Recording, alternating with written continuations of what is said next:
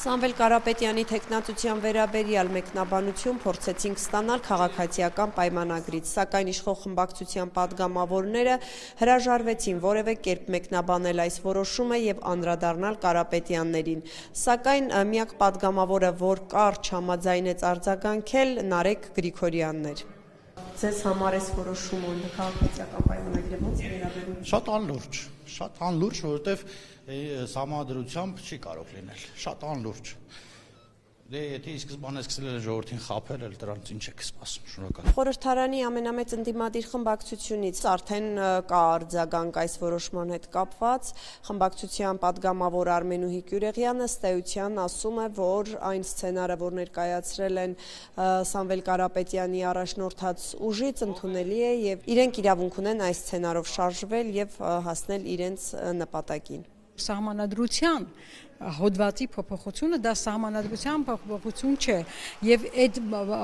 քննադատությունները պետք է առաջին հերթին այսօրվա գործող իշխանությանը ուղղել, որովհետև այսօրվա գործող իշխանությունը խոսում է ոչ միայն սահմանադրական հոդվածի, սահմանադրության հոդվածի փոփոխության մասին, այլ հենց սահմանադրության փոփոխության մասին, որովհետև թուրք-ադրբեջանական տանդեմը նրանից պահանջում է հանել նախագիծը, այնպես որ այդ զարմացող նախաբանը, որտեղ խոսվում է հայոց ցեղասպանության ճանաչման միջազգային գործընթացը շարունակելու մասին, որտեղ խոսում է Արցախի երաշխավոր լինելու մասին, այնպես որ նախ եւ առաջ այդ քննադատողները կամ այդպես զարմացողները թող այսօր քննադատեն այս իշխանությունների հայտարարություններին, որևէ ուժ իրավունք ունի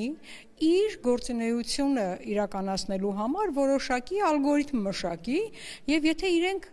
այդ ալգորիթմն են մշակում եւ շատ ազնվորեն իրենք առաջադրում են իրենց ալգորիթմը։ Այստեղ ես ոչինչ չեմ տեսնում։ Նրանք շատ ազնվորեն ասում են, որ այ մենք սա ենք ուզում, այ եթե գանք մեծամասնություն ստանանք, էս ենք անելու, ոչ թե էս եկած ԿՊ իշխանության նման, որ մինչեւ մեծամասնություն մանդատ ստանալը, մինչև քվե ստանալը հայտարարեցին, որ այ մենք գալու ենք Արցախի երաշխավոր ենք լինելու, այ մենք գալու ենք ցեղասպանություն,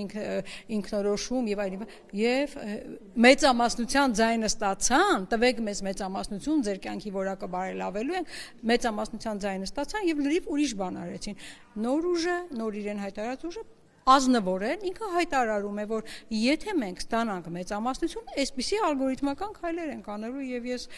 տեսականորեն դա հնարավոր է եւ ես որևէ բան չունեմ ասելու, թե որևէ ուժը իր նպատակին հասնելու ինչ քայլեր է իր առաջ դնում կամ եւ հանրությանը ազնվորեն ներկայացնում։